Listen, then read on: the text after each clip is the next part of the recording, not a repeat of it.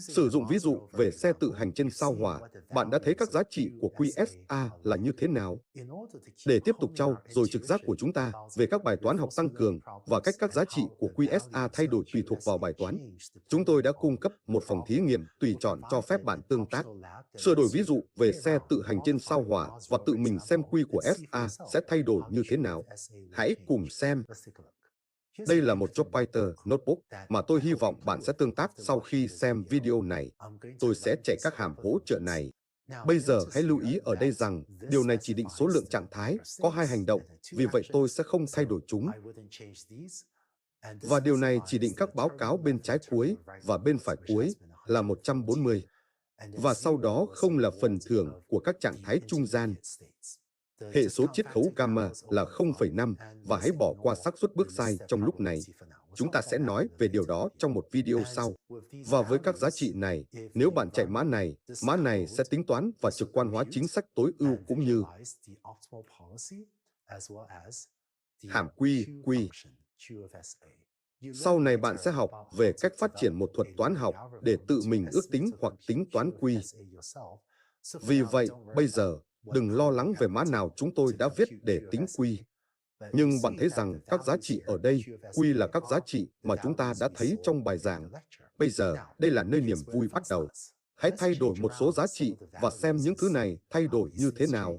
Tôi sẽ cập nhật phần thưởng ghi ở cuối thành một giá trị nhỏ hơn nhiều. Giả sử nó chỉ là 10. Nếu tôi chạy lại mã, hãy xem Q thay đổi như thế nào.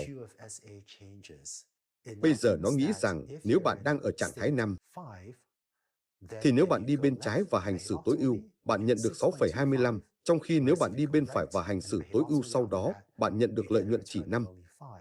Vì vậy, bây giờ, khi phần thưởng ở bên phải quá nhỏ, nó chỉ là 10, ngay cả khi bạn ở rất gần nó, bạn vẫn muốn đi bên trái về mọi phía. Và trên thực tế, chính sách tối ưu bây giờ là đi bên trái từ mọi trạng thái. Hãy thực hiện một số thay đổi khác. Tôi sẽ thay đổi phần thưởng ghi ở cuối trở lại 40, nhưng hãy để tôi thay đổi hệ số chiết khấu thành 0,9. Với hệ số chiết khấu gần 1 hơn, điều này làm cho xe tự hành trên sao Hỏa bớt nóng vội hơn. Nó sẵn sàng mất nhiều thời gian hơn để giữ lấy phần thưởng cao hơn vì phần thưởng trong tương lai không nhân với 0,5 với một số mũ cao. Nó được nhân với 0,9 với một số mũ cao. Và vì vậy, nó sẵn sàng kiên nhẫn hơn vì phần thưởng trong tương lai không bị chiết khấu hoặc nhân với một số nhỏ, như khi mức chiết khấu là 0,5. Vì vậy, hãy chạy lại mã. Và bây giờ bạn thấy đây là Q của SA cho các trạng thái khác nhau. Và bây giờ đối với trạng thái 5, đi bên trái thực sự mang lại cho bạn phần thưởng cao hơn là 65,61 so với 36. Nhân tiện, hãy lưu ý rằng 36 là 0,9 lần phần thưởng cuối cùng này là 40. Vì vậy, những con số này có ý nghĩa. Nhưng khi nó kiên nhẫn hơn, nó sẵn sàng đi về bên trái, ngay cả khi bạn đang ở trạng thái 5. Bây giờ, hãy thay đổi gamma thành một số nhỏ hơn, nhiều như 0,3. Vì vậy, điều này làm giảm giá trị phần thưởng rất nhiều trong tương lai. Điều này làm cho nó vô cùng thiếu kiên nhẫn. Vì vậy, hãy để tôi chạy lại mã này, và bây giờ hành vi đã thay đổi. Hãy lưu ý rằng bây giờ ở trạng thái 4, sẽ không có đủ kiên nhẫn để đạt được phần thưởng 100 lớn hơn vì hệ số chiết khấu gamma bây giờ quá nhỏ. Nó là 0,3. Nó muốn đạt được phần thưởng 40.